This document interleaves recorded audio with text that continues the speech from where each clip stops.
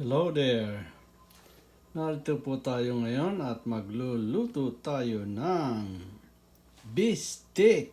I don't know kung bakit nila tinawag ito ng beef steak. Wala naman steak. Meron po tayong beef prito. Ayan, gagayatin natin ito ng manipis.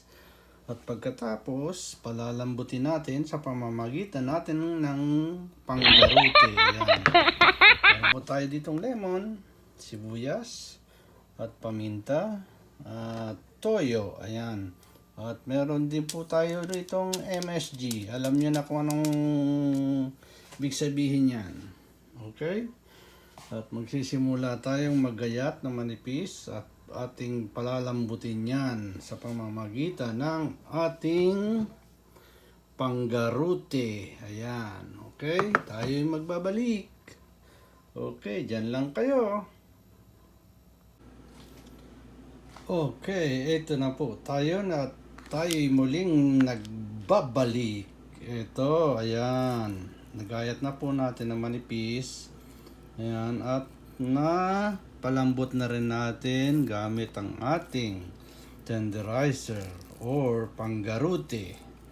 Ayan, ngayon, ang gagawin natin ay imamarinate po natin siya ng mga siguro sabihin na 15 minutes. At meron nga po pala tayong i-add na ingredients. Ito, oyster sauce. Ang ating ipang-marinate dito.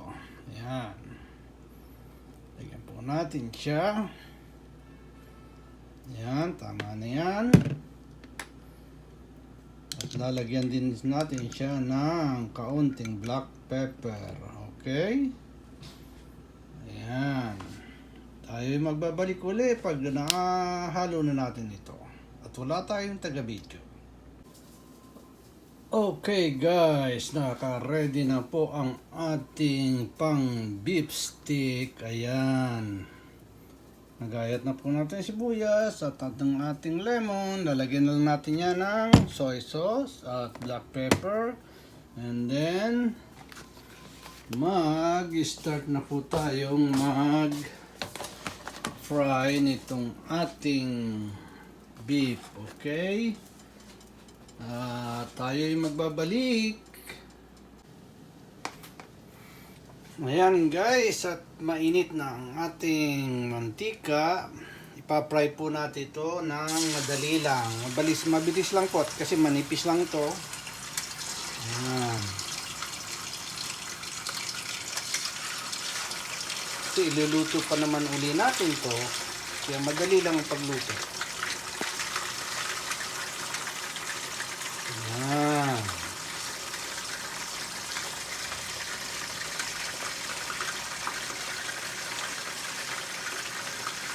Basta mag-brown lang po ito ng kaunti, okay na siya.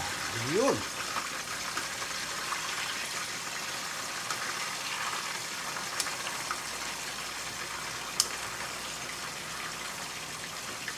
Yan, buksan po natin ang ating blower. Yan, kasi uusok. Yan, babalik ulit tayo pagka malapit na maluto lahat. 2,000 years later. Ayan na po. Ito, natapos na natin iprito lahat. Ngayon, pinagsama-sama uli natin. Ayan. Ngayon, ilalagay naman po natin ang ating sibuyas. Ayan. Sandali lang po ito.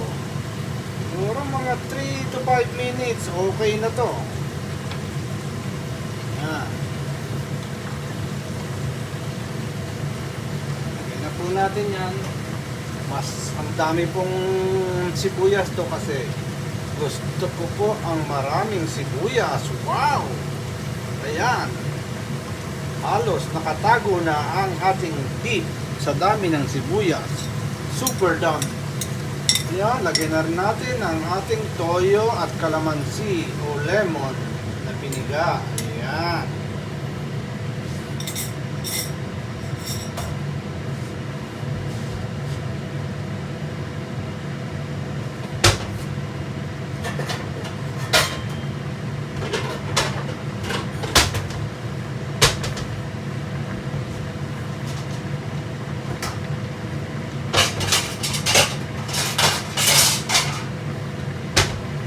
Yan, at ating tatakpan sandali.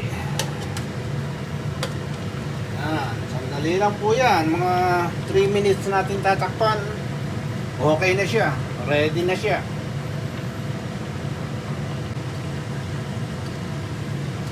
At ayan, luto na po siya. Oh, ayan, atin na pong hahalanguin. Alisin natin ang takip para hindi ma-over. Ayan.